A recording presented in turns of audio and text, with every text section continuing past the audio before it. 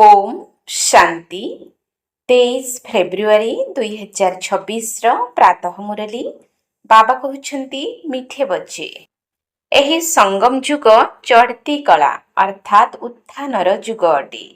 एथिरे समस्तंकर कल्याण होइथाए।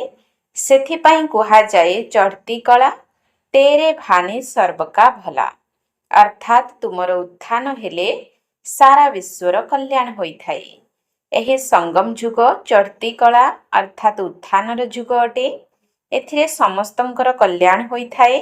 सेथिपाई कुहाजाए चढ़ती कला तेरे भाने सर्वका भला अर्थात तुमर उत्थान हेले सारा विश्वर कल्याण होइथाए। प्रश्न बाबा समस्त ब्राह्मण पिला मानकु बहुत बहुत अभिनंदन देउछंती काहेकि? बाबा समस्त ब्राह्मण पिला मानकु बहुत बहुत अभिनंदन देउछंती काहेकि? उत्तर काहेकि ना बाबा कहउछंती तुमे संतान माने मनुष्यरु देवता हेउछ। तुमे माने एबे रावणर जंजीररु अर्थात अनेक प्रकारर बंधनरु मुक्त हेउछ। तुमे स्वर्गर राजपद प्राप्त करुछ, सम्मानर सहित उत्तीर्ण हेउछ, किंतु मु नुहे। सेथिपाई बाबा तुम मानकु बहुत बहुत अभिनंदन देउछंती। तुमे आत्मा माने पतंग अट, तुमर डोर मो हातरे अछि, मु तुमको स्वर्गर मालिक करुछि। गीत आखिर वह दिन आया आज। शांति एही अमर कथा किए सुनाउछंती? अमर कथा कुह, सत्यनारायण कथा कुह बा तिजरीर कथा कुह, एही तीनोटी मुख्य कथा अटे। एबे तुमे काहा सम्मुखरे बसिछ एवं किए तुमको सुनाउछंती? सत्संग तो ब्रह्मा बाबा मध्य बहुत करिछंती। सेठाकु तो जे केही भी जाई परिबे, कहिबे अमुक साधुंक पाखकु जाउछु बा शिवानंदंक पाखकु जाउछु। भारत रे तो अनेक सत्संग रहिछि, गली गली रे सत्संग अछि। माता माने मध्य शास्त्र पुराण अध्ययन करी सत्संग करुछंती। तेबे सेही सबु सत्संग मानकरे मनुष्य मानकु सुनाउथिबार देखिबाकु मिलिथाए। किंतु एठारे तो आश्चर्यजनक कथा हेउछि। तुम मानक बुद्धि रे किए अछंती? परमात्मा। तुमे कहूछ एबे बाबा आम सम्मुख को आसिछंती, निराकार बाबा हमको पाठ पढ़ाउछंती। लोक माने कहिबे ईश्वर तो नाम रूपरु अलगा अटंती। बाबा बुझाउछंती नाम रूपरु अलगा कौनसी वस्तु न थाए। तुमे पिला माने जानिछ एठारे कौनसी साकार मनुष्य पाठ पढ़ाउ नाहंती। किंतु आउ केउठिके पई जाओ, सारा विश्वरे शरीरधारी मनुष्य ही पाठ पढ़ाई थांती। किंतु एठारे तो परम पिता परमात्मा पाठ पढ़ाउछंती, जहांकु निराकार ईश्वर पिता कुहा जाए। सेही निराकार पिता ब्रह्मांक शरीर रे प्रवेश करी पाठ पढ़ाउछंती। एहा बिल्कुल नुआ कथा अटे। किंतु तुमे माने जन्म जन्म जेउ कथा सब शुणी शुणी आसिछ, ये अमुक पंडित अथवा गुरु अटंती। एही भली अनेकानक नाम रहिछि। भारत तो बहुत बड़, जे भी जहा किछि शिखाउछंती बा बुझाउछंती से मध्य मनुष्य ही अटंती। एवं जेउ माने सुनुछंती बा शिष्य होइछंती से माने मध्य मनुष्य अटंती। अनेक प्रकारर मनुष्य अछंती।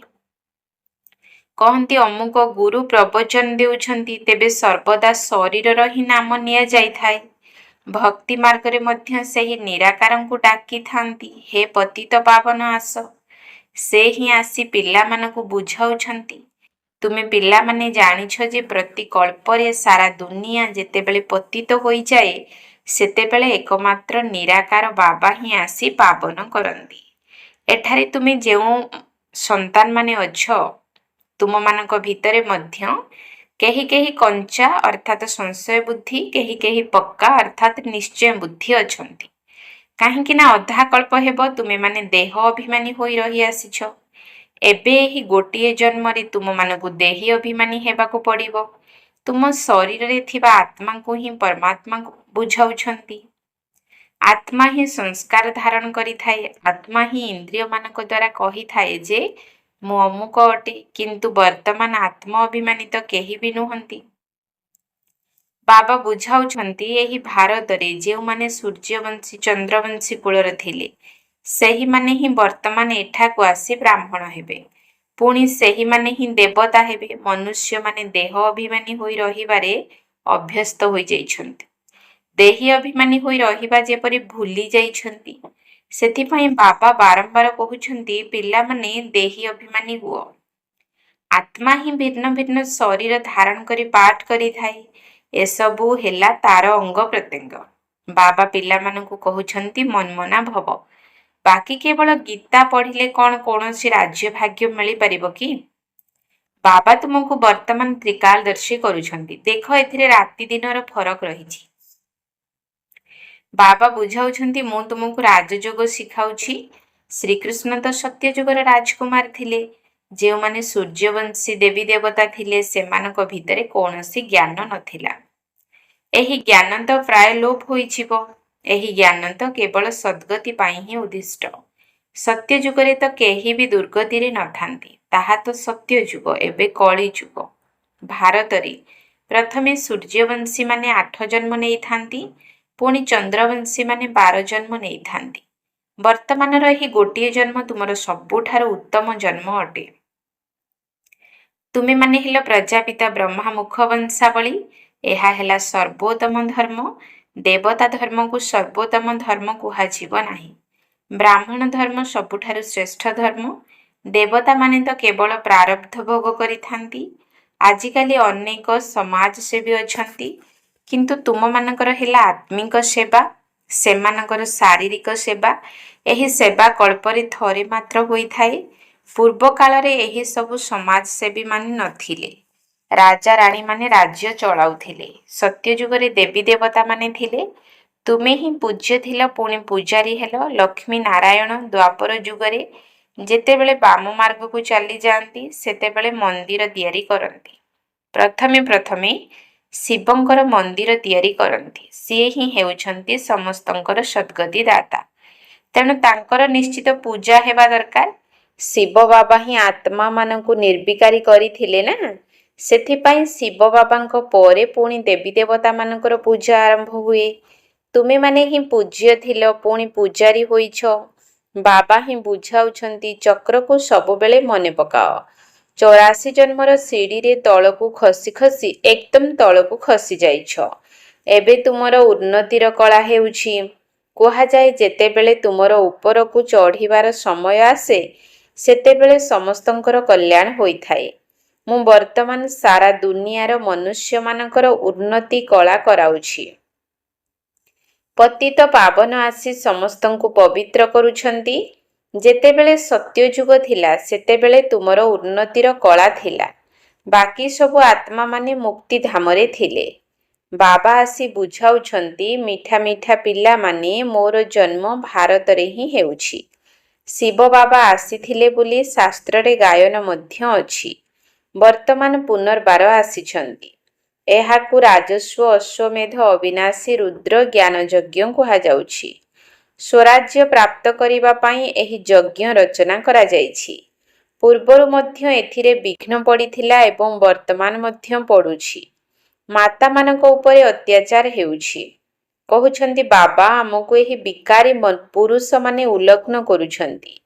ଆମକୁ ପବିତ୍ର ରହିବାକୁ ଦେଉନାହାନ୍ତି। ବାବା ଆପଣ ଆମର ରକ୍ଷା କରନ୍ତୁ।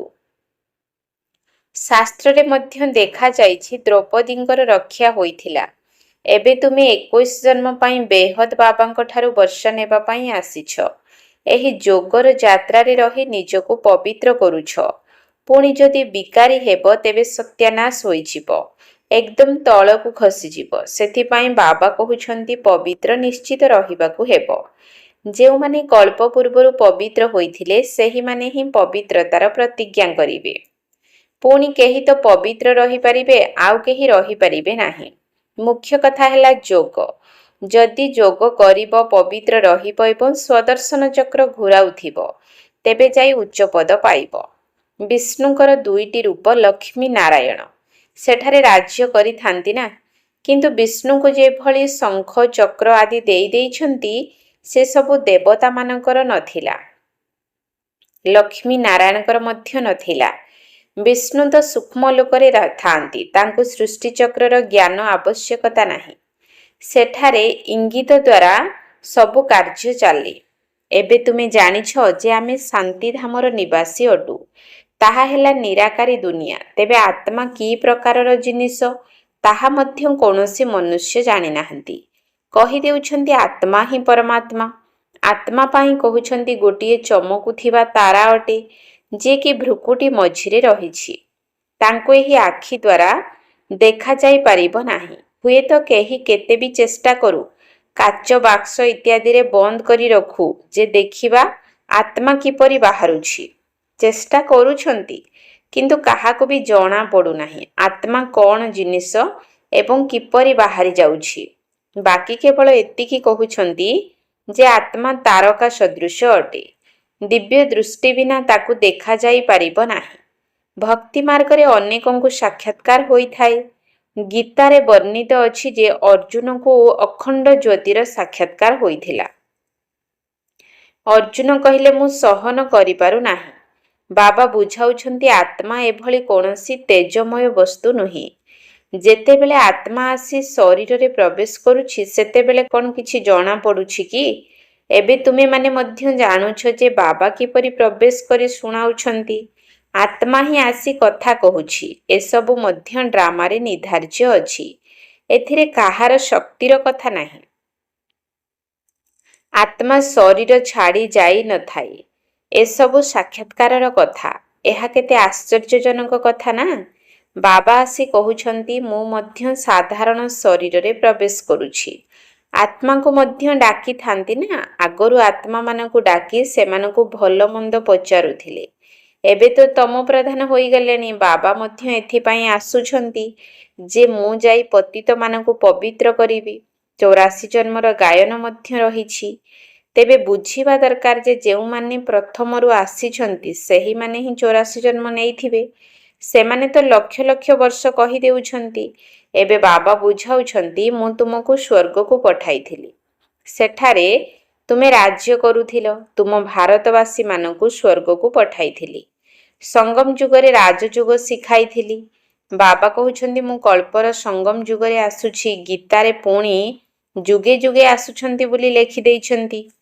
ଏବେ ତୁମେମାନେ ଜାଣୁଛ ଯେ ଆମେ କିପରି 84 ଜନ୍ମର ସିଡ଼ି ଚଢ଼ୁଛୁ ପୁଣି ଓହ୍ଲାଉଛୁ। ଉତ୍ଥାନର କଳା ପୁଣି ପତନର କଳା ହୋଇଥାଏ। ଏବେ ଏହି ସଙ୍ଗମ ଯୁଗ ହେଲା ସମସ୍ତଙ୍କର ଉତ୍ଥାନର ଯୁଗ, ଯେଉଁ ଯୁଗରେ ସମସ୍ତଙ୍କର ଉତ୍ଥାନ ହୋଇଥାଏ। ସମସ୍ତେ ଏବେ ଉପରକୁ ଅର୍ଥାତ୍ ମୁକ୍ତିଧାମକୁ ଚାଲିଯିବେ, କିନ୍ତୁ ତୁମେମାନେ ପୁନର୍ବାର ପାଠ କରିବା ପାଇଁ ଆସିବ। ସତ୍ୟଯୁଗରେ ଅନ୍ୟ କୌଣସି ଧର୍ମ ନଥିଲା। ତାକୁ କୁହାଯାଏ ନିର୍ବିକାରୀ ଦୁନିଆ। ପରେ ପୁଣି ଦେବୀ ଦେବତାମାନେ ବାମ ମାର୍ଗକୁ ଯାଇ ଯଥା ରାଜାରାଣୀ ତଥା ପ୍ରଜା ସମସ୍ତେ ବିକାରୀ ହୋଇଯାଆନ୍ତି।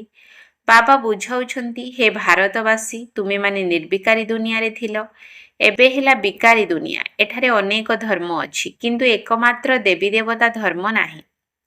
ତେବେ ନିଶ୍ଚିତ ଭାବରେ ଯେତେବେଳେ ସେହି ଧର୍ମ ନଥିବ ସେତେବେଳେ ତ ସ୍ଥାପନା ହେବ। ବାବା କହୁଛନ୍ତି ମୁଁ ଆସି ବ୍ରହ୍ମା ଦ୍ୱାରା ଆଦି ସନାତନ ଦେବୀ ଦେବତା ଧର୍ମର ସ୍ଥାପନା କରୁଛି।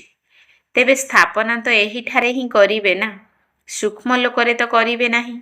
ଲେଖାଯାଇଛି ଯେ ବ୍ରହ୍ମାଙ୍କ ଦ୍ୱାରା ଆଦି ସନାତନ ଦେବୀ ଦେବତା ଧର୍ମର ରଚନା କରାଯାଉଛି। ବର୍ତ୍ତମାନ ତୁମମାନଙ୍କୁ ପବିତ୍ର କୁହାଯିବ ନାହିଁ। ତୁମେମାନେ ପୁରୁଷାର୍ଥ କରି ପବିତ୍ର ହେଉଛ। ସେଥିପାଇଁ ସମୟ ତ ଲାଗିବ ନା।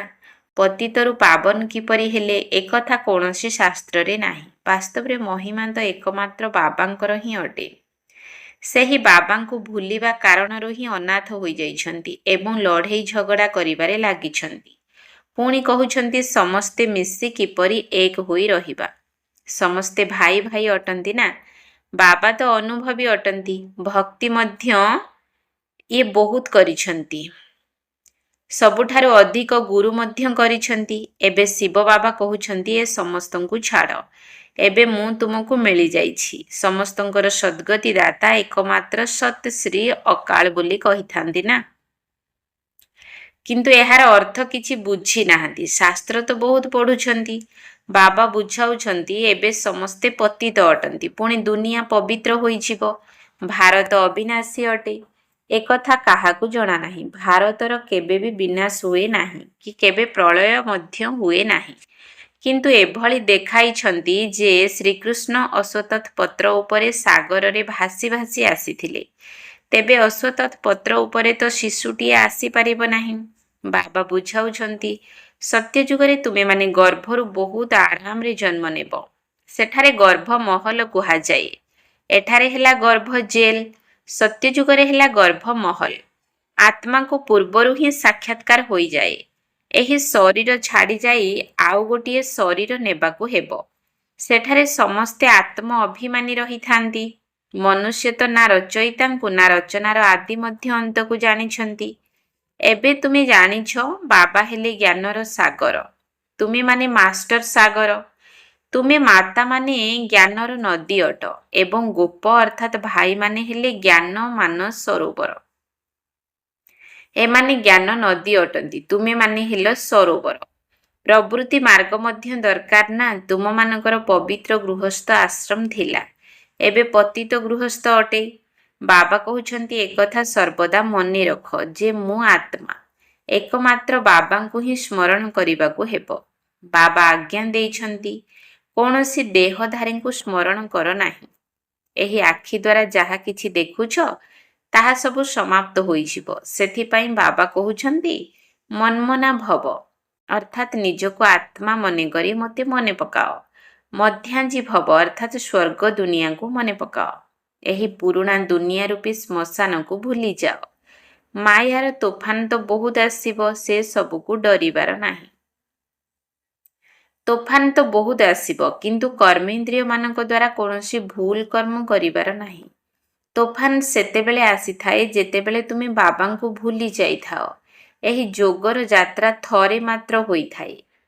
ସେ ସବୁ ହେଲା ମୃତ୍ୟୁ ଲୋକର ଯାତ୍ରା, କିନ୍ତୁ ଏହା ଅମର ଲୋକକୁ ଯାତ୍ରା। ସେଥିପାଇଁ ବାବା କହୁଛନ୍ତି କୌଣସି ବି ଦେହଧାରୀଙ୍କୁ ମନେ ପକାଅ ନାହିଁ।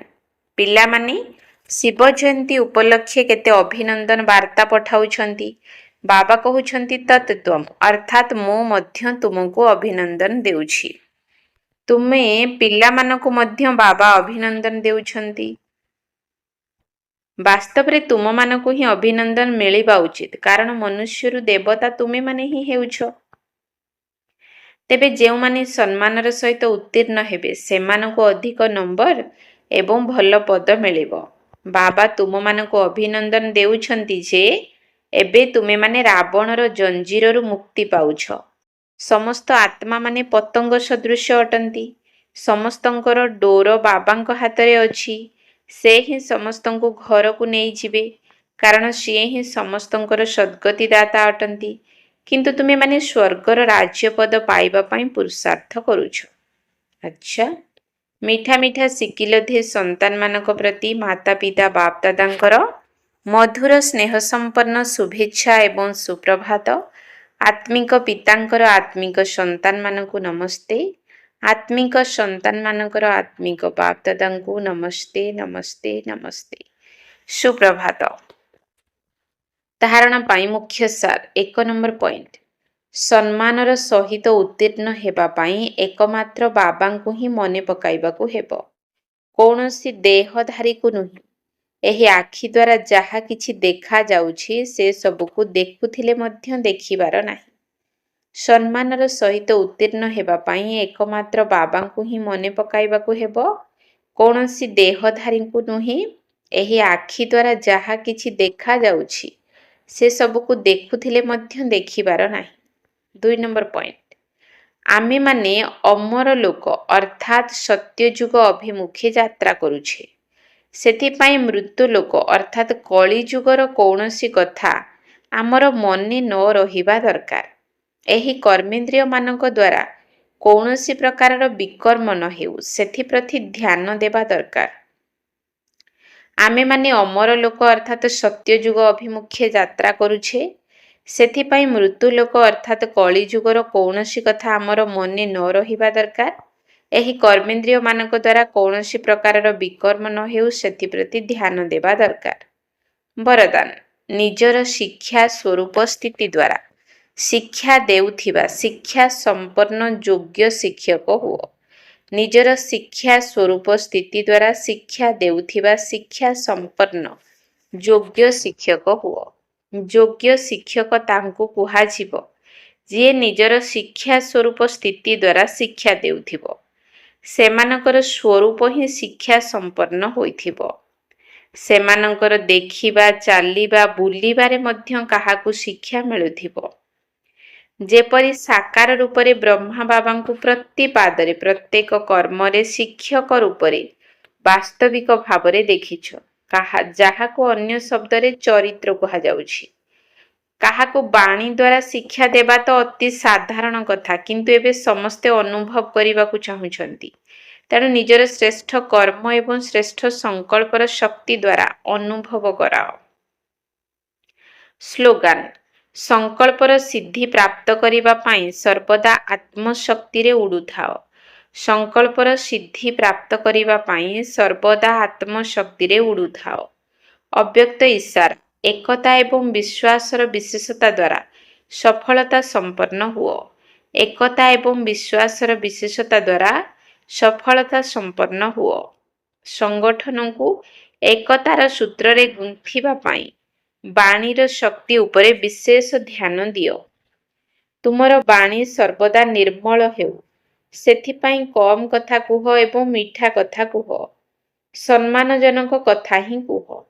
ଏବେ ପର୍ଯ୍ୟନ୍ତ ସାଧାରଣ କଥାବାର୍ତ୍ତା ଅଧିକ କରୁଛ, କିନ୍ତୁ ଏବେ ଅଲୌକିକ ଭାଷା ଏବଂ ଫରିସ୍ତାମାନଙ୍କ ଭଳି ଭାଷା କୁହ। ତୁମର ପ୍ରତ୍ୟେକ କଥା ମଧୁରତା ସମ୍ପନ୍ନ ହେଉ। ଏବେ ଏହି କଥା ଉପରେ ବିଶେଷ ଧ୍ୟାନ ଦିଅ, ତେବେ ଯାଇ ପ୍ରତ୍ୟକ୍ଷତା ହେବ। ଓମ୍ ଶାନ୍ତି।